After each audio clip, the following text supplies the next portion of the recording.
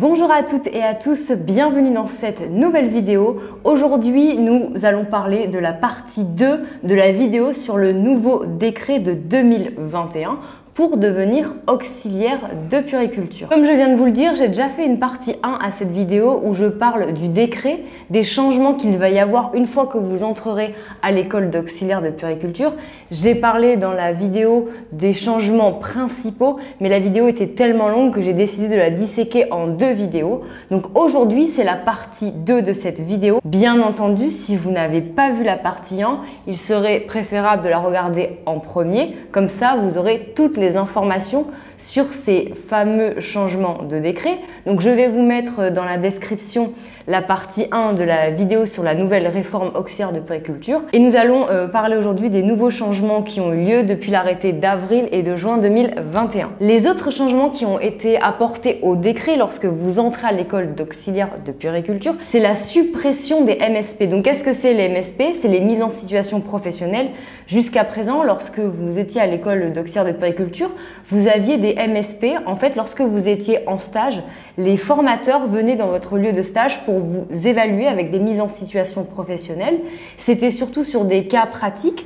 Vous étiez en charge d'un enfant et vous deviez construire un dossier sur lui ainsi que sur sa famille. Et ensuite, vous étiez évalué sur le terrain, soit sur un soin, soit sur une activité d'éveil. Par exemple, je ne sais pas, de la pâte à modeler ou un change. Soit c'était avec un élève en particulier, soit c'était avec un petit groupe d'élèves. Vous étiez évalué en crèche, dans les hôpitaux, peu importe. Vous aviez 2 MSP pendant votre année d'auxiliaire de puériculture.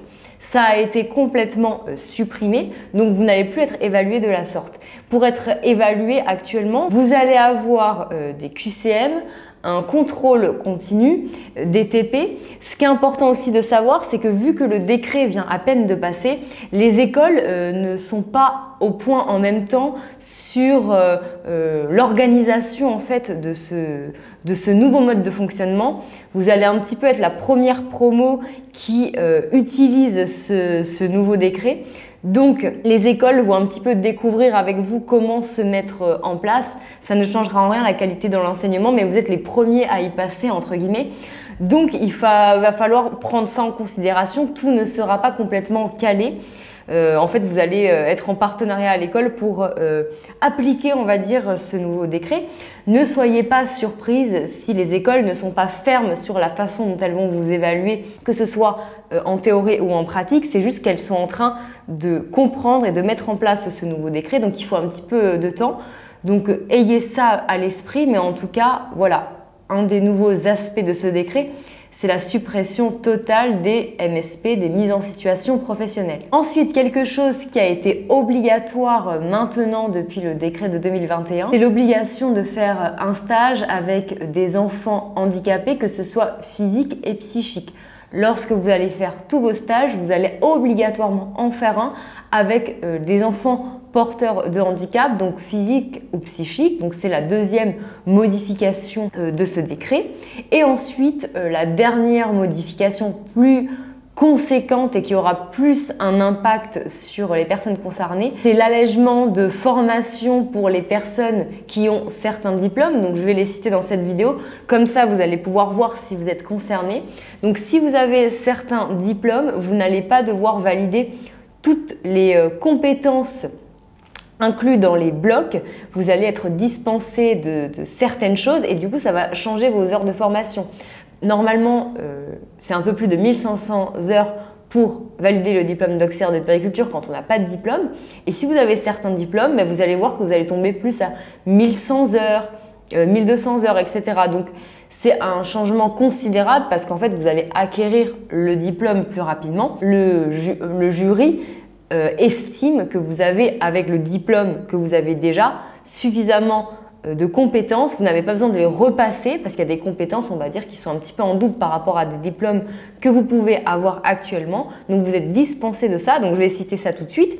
Je vais vous mettre une petite capture d'écran sur le côté pour que vous puissiez également voir ce dont je suis en train de parler. Et n'hésitez pas d'ailleurs à aller voir directement le site officiel, tous ces allègements. Je vous le mettrai également dans la description pour que vous puissiez le voir en détail. Donc on va lire tout ça ensemble, comme ça vous allez pouvoir voir si vous êtes concerné par ces allègements de formation qui sont une avancée considérable en tout cas pour celles qui veulent plus rapidement être diplômées. Je rappelle bien évidemment que le fait d'avoir certains diplômes ne vous exempte pas de passer donc l'épreuve de sélection.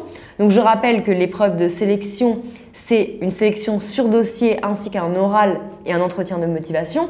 Donc la sélection sur dossier, le dossier comprend toutes les pièces classiques d'un dossier d'inscription et en plus un CV, une lettre de motivation, une rédaction soit sur une situation professionnelle vécue, soit une situation personnelle vécue, soit sur un projet professionnel. Normalement, vous êtes libre de choisir l'un de ces documents ou alors l'école vous l'impose, donc vérifiez bien les pièces. Et vous avez également un oral de sélection donc ça va être vraiment focalisé sur vos motivations, sur votre dossier, sur vos connaissances du métier, vos connaissances de la formation. Ce n'est plus comme avant où il y avait des thèmes sanitaires sociaux imposés où vous devez travailler ces thèmes, être interrogé précisément sur ces thèmes. Là, ça va être plus centré sur vous.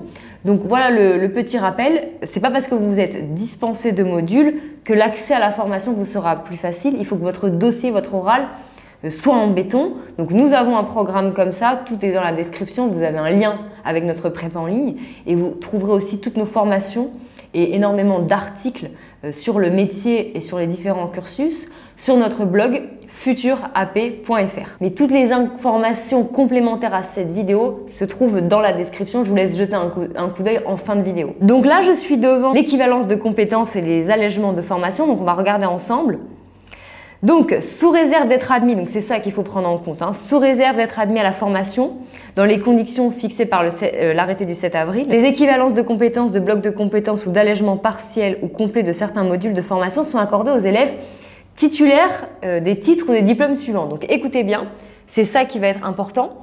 Donc soit le diplôme d'aide-soignante, soit le diplôme d'assistant de régulation médicale, le diplôme d'ambulancier, le bac pro SAPAT, le bac pro ASSP, les diplômes ou certificats mentionnés aux articles du Code de l'action sociale et des familles, le titre professionnel d'assistante de vie aux familles, le titre professionnel d'agent de service médico-social et la spécialité accompagnement éducatif petite enfance du certificat d'aptitude professionnelle. Je vous mettrai tous ces diplômes également dans la description pour que vous puissiez les consulter si je vais trop vite ou si vous les oubliez. Une fois que la vidéo est terminée, je vais tout vous mettre dans la description. Donc voici en gros à quoi correspond le tableau de compétences. Donc ce qu'il faut que vous regardiez. Vous allez voir, il y a écrit équivalence de blocs de compétences vers le DAEP niveau 4 et à côté il y a écrit le diplôme que vous avez. Si vous avez ce diplôme là, vous allez voir de quoi vous allez être allégé. Il y a différents blocs pour valider la formation d'auxiliaire de puériculture. Il y a le bloc 1, le bloc 2, le bloc 3, le bloc 4 et le bloc 5 et vous allez voir de quoi vous êtes allégé. Là par exemple, c'est pour le CAP accompagnement éducatif petite enfance. Vous allez voir que dans le module 1, vous allez avoir des allègements de formation. Dans le module 6, vous allez avoir une dispense de formation. Et ce qu'on peut regarder, c'est que la formation du coup initiale, donc sans diplôme, elle est de 1540 heures et grâce à ces allègements cumulés à votre CAP, il ne vous reste plus que 1176 heures de formation effectuée. C'est quand même une modification importante. Ensuite, on continue. Si vous avez le DAES de niveau 3 ou le niveau 4, c'est pas le même en 2005 et en 2021, mais je vous laisserai consulter le tableau. Vous allez voir que pareil, module 1, vous avez un allègement de formation, module 3, module 4, module 5. Vous n'allez aussi pas avoir d'évaluation de certaines compétences. Et on voit qu'avec ce diplôme, la formation initiale qui est donc de 1540 heures passe à 812 heures pour le diplôme de 2005 et pour le diplôme de 2021, il ne vous reste que 721 heures à faire pour valider votre diplôme. Donc là, c'est presque la moitié de la formation. C'est pareil pour les bacs pro ASSP et les bacs pro SAPAT. Vous avez un allègement de formation conséquent. Presque moins 500 heures avec le bac pro ASSP et avec le bac pro SAPAT vous avez à peu près 120 heures en moins. Ensuite avec le ADVF et ASMS vous avez aussi un allègement de près de 300 heures et de 400 heures. Donc en fait à chaque fois ce qu'il faut que vous regardiez c'est le programme initial donc sur la partie blanche du document et ensuite la partie colorée vous avez différentes couleurs. vous avez violet, vert, selon le diplôme que vous avez. Vous regardez vos allègements de formation, vos dispenses et en bas, il y a un petit total avec le nombre d'heures que vous avez à effectuer pour valider le diplôme. Donc, je vous mets tout ça dans la description. Donc, ce qu'il faut retenir dans cette partie 2 de vidéo de décret, c'est en plus de tout ce que j'ai dit dans la partie 1. Donc, je vous rappelle de bien regarder la partie 1 en premier parce que là, je ne dis pas tout sur la réforme de 2021. Je parle juste de la partie 2, donc regardez en premier la partie 1. Donc ce qu'il faut retenir, c'est la suppression des MSP, un stage obligatoire dans le milieu du handicap, une évaluation du coup continue par QCM, par TP pour valider votre diplôme et un allègement de formation pour les personnes ayant les diplômes énumérés un petit peu avant dans la vidéo. Donc j'espère que cette vidéo vous aura bien informé. N'hésitez pas en commentaire à me dire du coup si vous êtes concerné par ces allègements de formation par exemple et qu'est-ce que vous pensez des suppressions des MSP? Est-ce que ça vous soulage par exemple? J'espère que cette vidéo vous a plu pour ceux et celles qui souhaitent devenir auxiliaires de puériculture et qui ont un petit peu de mal à constituer leur dossier et à préparer leur oral. Mon équipe et moi-même, nous ferons un plaisir de vous accompagner dans la réussite de votre projet. Toutes les informations sont dans la description concernant notre prépa en ligne ou sur notre site futurap.fr.